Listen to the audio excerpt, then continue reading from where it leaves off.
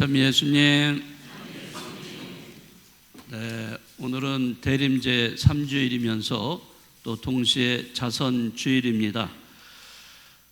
오늘 루카복음서, 방금 들으신 루카복음서에서는 지난 주일에 이미 계속해서 세례자 요한의 이야기를 펼치고 있습니다. 세례자 요한, 여러분이 잘 아시지만 광야에서 외치는 이의 소리이죠. 그 소리를 들은 사람은 요르단강에 와서 회개의 표지로 그에게 세례를 받습니다. 그런데 회개는 우리 마음을 고쳐먹는 것이죠. 그러나 그것으로 회개는 완성된 것은 아닙니다. 회개는 말로만 또 머리로만 하는 것이 아니라 행동으로 또 실천으로 자기의 삶의 방식이 달라졌음을 보여주는 겁니다. 그것은 자신이 늘 해왔던 옳지 못한 삶의 태도를 바꾸는 겁니다.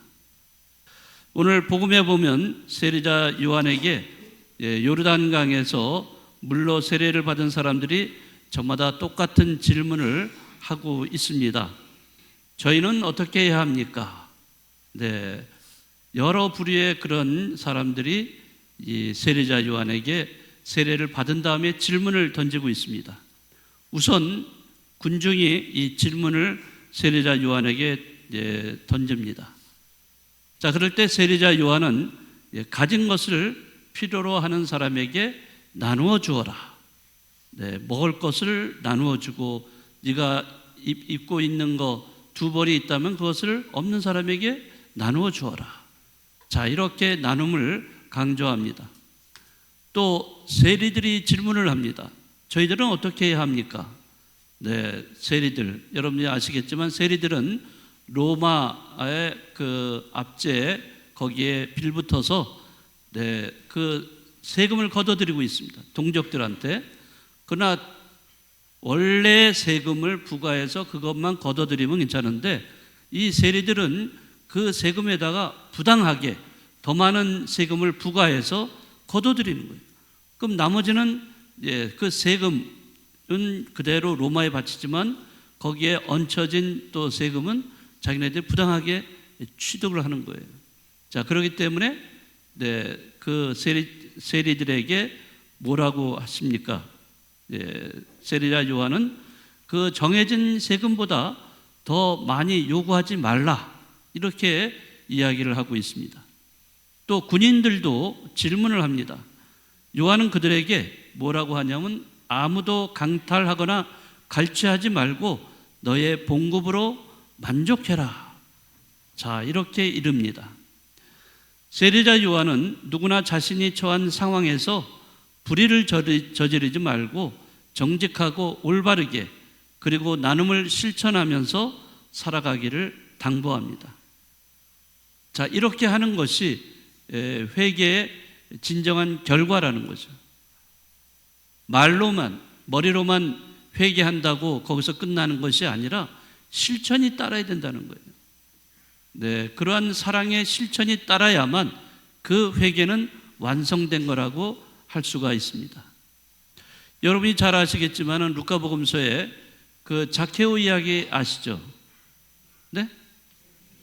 자케오도 회개한 사람의 모범적인 모습을 보여주는 이야기예요. 자케오도 세관이에요. 그 세관원인데 그런 그 로마에다가 동족들한테 세금을 거기서 받아내 가지고 로마에 갖다 바치는 거예요. 그러니까 동족들한테 저 민족의 배신자라는 낙인이 찍히고 그러기 때문에 이웃이 없어요. 그 사람이 나타나기만 하면요, 다들 다 외면해버리고 그를 냉대하고 이렇게 돼버립니다. 그러니까 세관원인 자케오는 삶의 의미가 없어요. 돈은 많아요. 부자예요. 그러나 삶의 의미가 없어요. 왜? 이웃이 없기 때문에. 자, 그런데 예수님이 그 동네에 오셨을 때 자케오는 자기 삶의 그 허무함을 내려놓고 예수님을 만나게 되죠.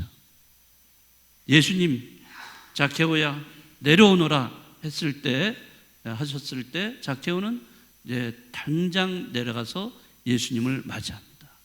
그리고 예수님을 자기 집에 모시죠.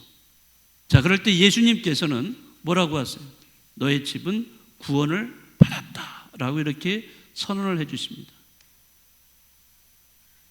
zakhe오는 회개를 했어요. 자기 삶에 대해서 진정으로 회개했습니다.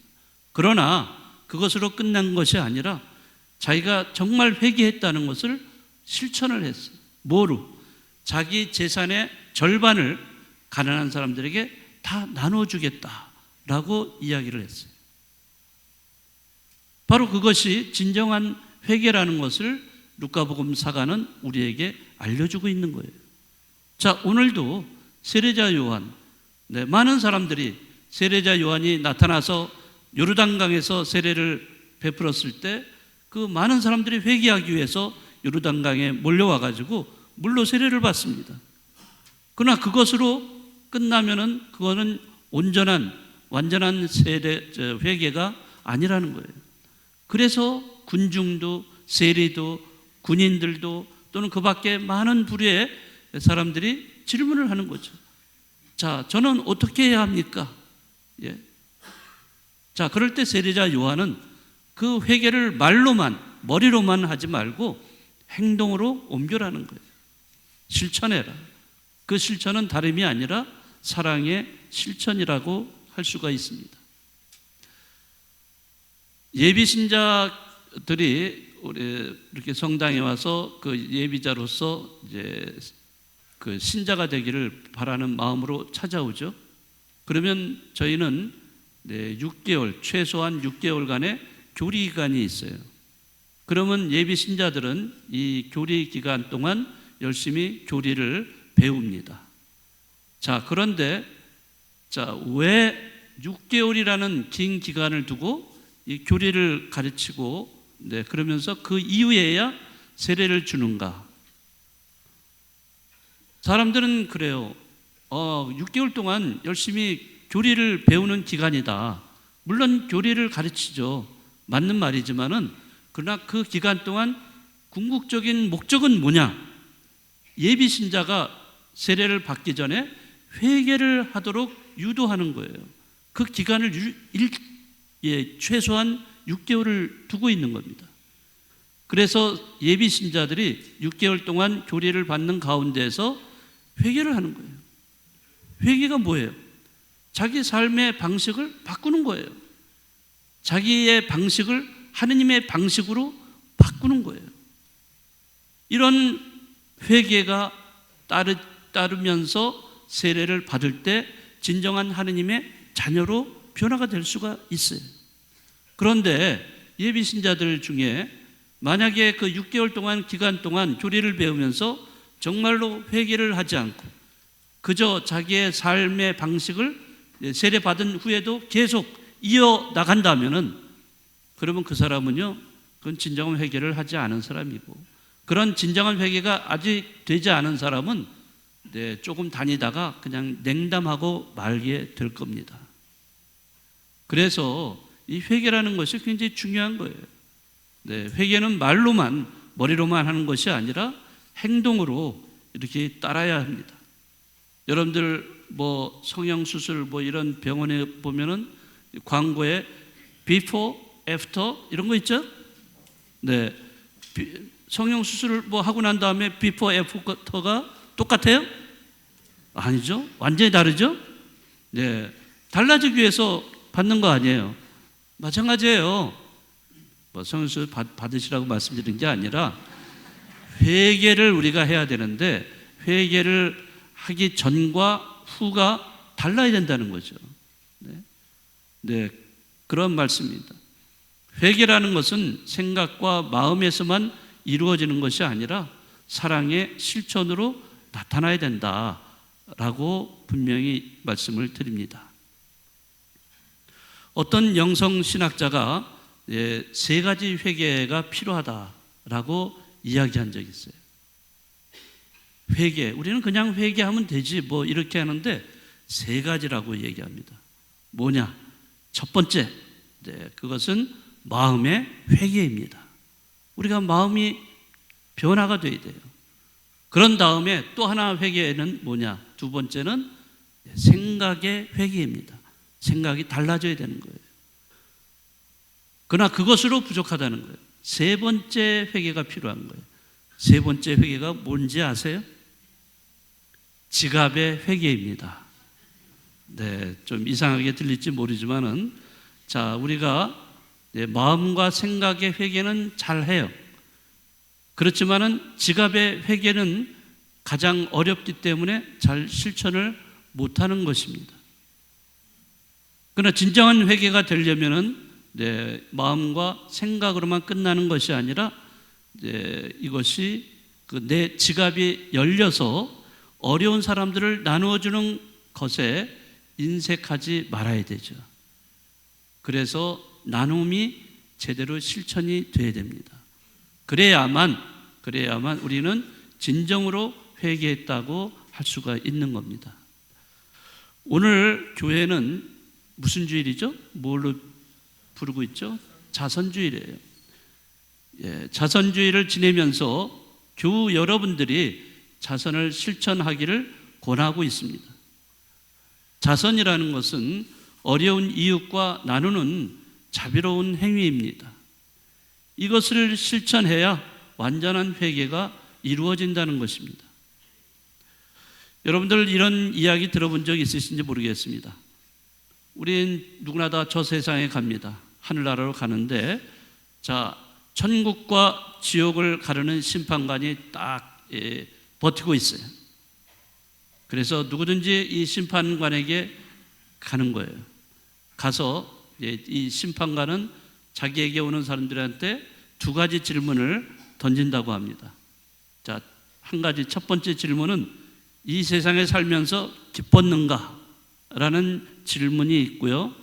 그 다음 질문은 뭐냐 하면은 다른 사람도 기쁘게 했는가?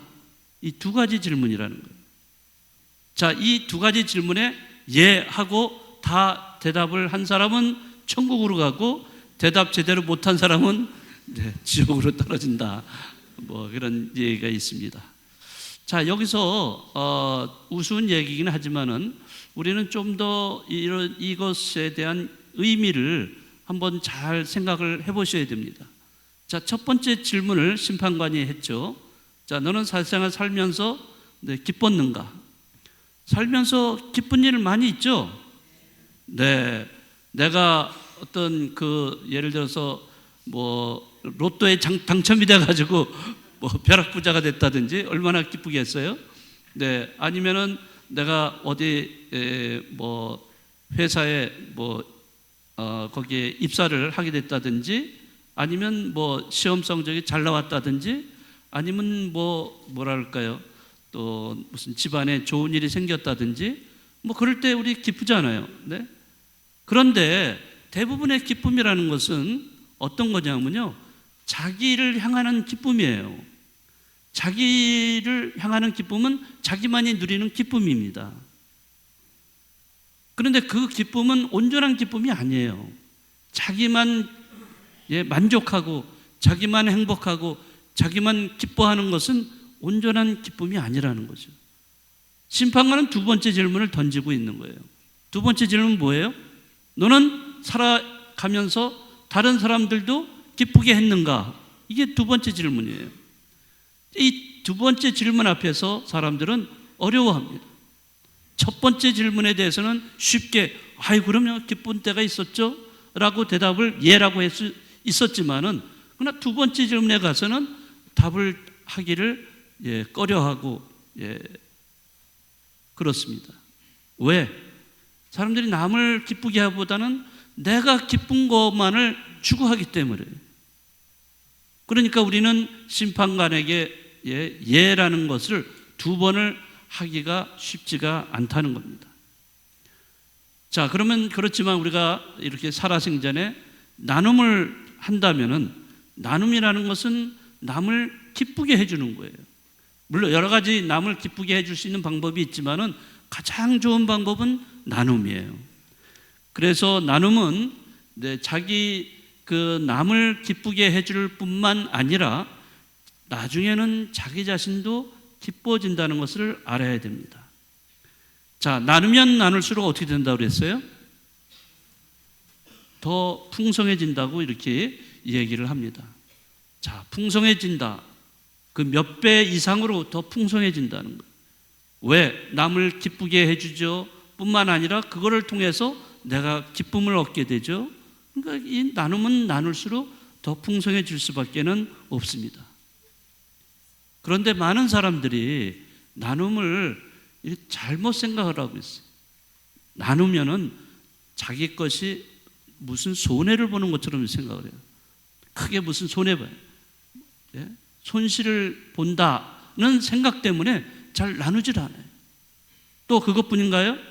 네, 언젠가는 놓고 갈 것들을 갖다가 평생 자기 소유로 착각을 하기 때문에 그렇습니다.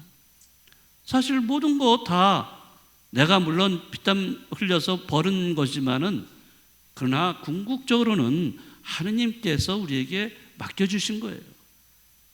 근데 사람들은 잘못 생각을 해요. 마치 자기 것이냐, 자기 소유물처럼 생각을 하고 아까워해. 나누는 것을 아까워해. 자, 이러기 때문에 나눔을 잘 하지 못하지 않는가 생각을 합니다. 그렇지만 이웃과의 나눔을 통해서 우리는 하느님에게 축복을 받고 또 기쁘고 행복한 삶이 될 수 있다는 것을 우리는 기억을 해야 합니다. 오늘 자선주일에 어려운 이웃과 나눔을 실천함으로써 이 대림시기에 자신이 정말로 회개했다는 표시가 징표가 돼야 되고요. 또 그럼으로써 우리는 기쁜 성탄을 잘 맞이할 수 있는 우리들이 되지 않을까 생각합니다. 오늘 나눔 많이 기억하시고 이때만 이런 대림 때만이 아니라 언제든지 그러한 필요한 이웃이 있다면은 언제든지 나누는 여러분들이 되시기 바라겠습니다. 모두 일어